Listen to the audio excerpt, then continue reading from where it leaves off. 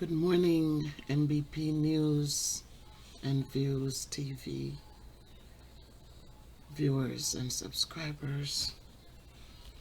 So today we want to share with you the story from the New York Times about a 60-year-old doctor, Maurice Henry, whose throat was slashed in a park in Harlem. A park named after a Jamaican hero, Marcus Garvey. This doctor was found in that park at 2:15 a.m. And one has to wonder, why? Why was he in the park at that time of the morning? But whether he had a right to be there in that time of the morning or not, the question is, why did somebody have to take his life? What could he have done for somebody to deal with him so gruesomely? What happened? And they say dead man tells no tale.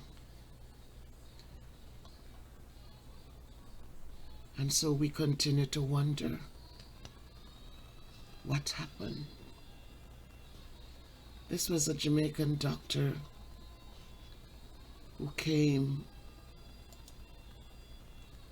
to this country, worked hard, went to school, got his education, and he continued to build. He worked as a pediatrician, and his colleagues talked about him, about how helpful he was, how kind he was, how dedicated he was to the work that he did. It says that everyone is devastated from all the different hospitals he worked, the different regions, because of who he was and what he brought to the field of medicine.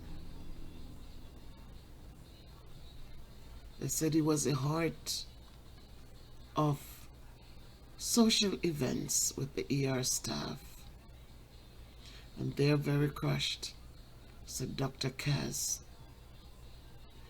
Everyone's devastated, she said, because he was an absolutely phenomenal physician. But something happened. And when it happened, his life was cut short. They said he was not married, but his kindness and all the people that he affected spoke volume about him. One Dr. Blanco remembered him as a dedicated doctor, full of compassion and has a calming manner. Dr. Blanco said he learned so much from him.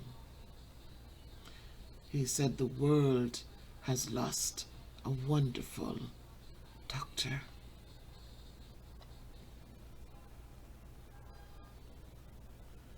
And as the year starts, we ask the question, when?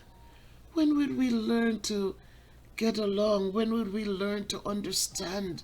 When will we learn to just resolve conflicts without the guns and the knives? When will we learn to understand that we are not able to give life, so we should not take a life?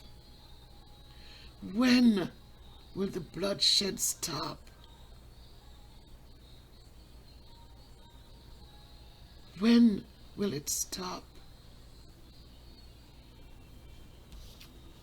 And so you will notice in the pictures that are posted, and as I looked at the young man who they suspected of doing the killing,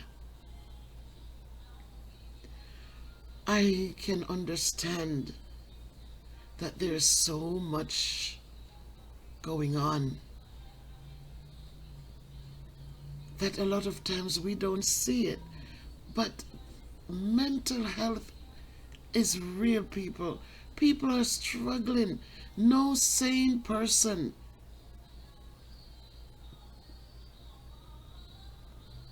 walks up to somebody, and no matter what the conflict was, slash their throat, stab, give them many stabs, and then leave them for dead, and walk away and get into his Mercedes Benz and drove away as if nothing happened.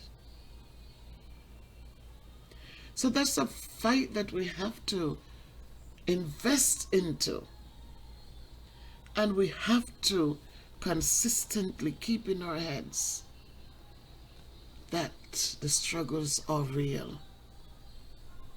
So yes, there was a man arrested in 2 fatal stabbings during the 4-day spree in Manhattan. One of the victims of the Christmas week attacks included a Jamaican doctor in a Harlem park. The park was Marcus Garvey Park in Harlem. And this reporter is an investigative reporter, Michael Rothfield. He reported that a 35-year-old Harlem man accused of killing 2 people and stabbing 2 others in a 4-day spree has been apprehended after he was stopped while driving a Mercedes Benz belonging to his final victim. That's what the police said on Monday.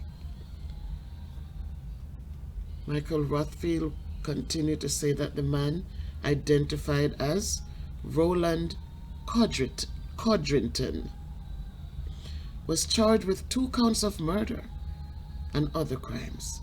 He has 12 prior arrests over more than a decade, including assault and robbery with a knife, the same type of weapon he is accused of wielding in 3 separate attacks starting on December 19, said James Isig, the New York Police Department's chief of detectives, at a news conference. They said that the owner of the Mercedes was identified as Bruce Maurice Henry, a 60-year-old pediatrician from the Bronx. He was found stabbed to death at 2:15 on Friday inside Marcus Garvey Park in Harlem. Police later obtained video of a man and a woman entering Dr. Henry's car near the park and began searching for the vehicle. And so it's said that the crime spree began at 1 a.m. last Monday when a 51-year-old man was fatally slashed in the neck on Avenue A between 13th and 14th Streets in the East Village of Manhattan. My people, the police said the victim could be seen on video walking southbound on Avenue A when he was approached by a man now identified as Mr. Codrington and a woman who police say is his girlfriend. Mr. Codrington and the victim argued for about 20 seconds. 20 seconds, people, when Codrington pulled out a knife and slashed the other man across the neck. That victim's name, they did not release it, but then it seemed like at the second episode on Thursday at around 11:30 p.m. at a bar, Teddy's Bar and Grill in East Harlem, Mr. Codrington again, who had been thrown out of the bar about a week ago after a dispute with employees, returned with his girlfriend, a pit bull and a baseball bat. They said that he proceeded to go behind the bar, where he assaulted the bartender and destroyed property. When two customers intervened, they were stabbed with a large knife that the male was carrying. But my God, my people, if he's doing all this, why wasn't he locked up? Why was he left on the street to continue? To continue to the extent that he took a man's life. A man who has been a great contributor to society. A man who has worked hard. A man whose colleagues said that he was filled with kindness.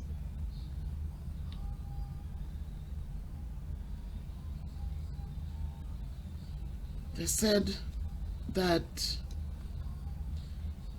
the injuries that he inflicted on these people at the bar, they were not life-threatening, regardless.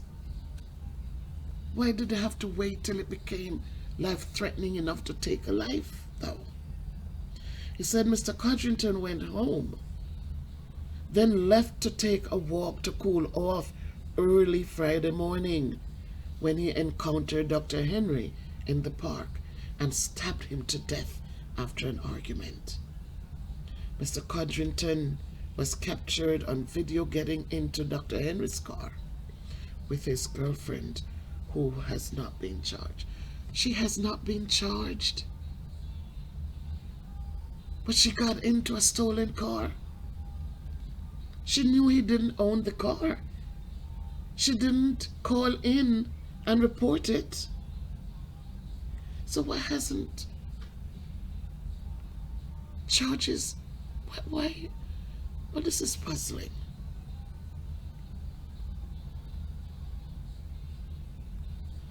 It says he was captured on video getting into Dr. Henry's car with his girlfriend, who has not been charged.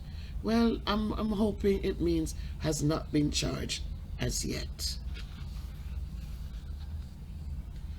So my people out there, it's a new year and people are struggling. Poverty is real, but we don't have to hurt and maim people because of poverty. If we put ourselves together, we get the support we need, we open our mouth and tell people about the struggles we're going through. Seek help. And when we see people who are struggling with these mental health issues, we need to speak to someone. Don't wait until lives are taken or people are maimed to reach out. Let us reach out when we see it. In the workplaces, when we see the imbalances, when we see the struggles, when we see the anger, when we see the unnecessary chaos that brews into huge conflicts, let us find ways and means. Employers, it's not only about the money, but it's about the health of your employees. The struggles are real, and we need to make sure that these are addressed Every day we get up and we are worried about the almighty dollar. But we must take some time. We must take some time to address these things that are creating a big, big problem in our societies, whether we're in Jamaica, whether we're in America. Doesn't matter where we are. These mental issues are real and they have to be addressed. So I'm begging people that we start looking and trying to see how we can help, how we can support, how we can make changes. How we can make changes. Because there was a conflict. But what was the conflict about? Why was this 60 years old doctor, Dr. Bruce Maurice Henry, why? What was so bad that his life was taken? What happened that his throat was slashed? What happened to this Jamaican doctor who was killed in a park in Harlem named after a Jamaican hero? What happened? So thank you for listening. And if you haven't subscribed to the channel as yet, as it starts to grow, I'm asking you, please, won't you subscribe, leave a comment, and give a thumbs up. Stay blessed. If you cannot be good, be careful, but walk good.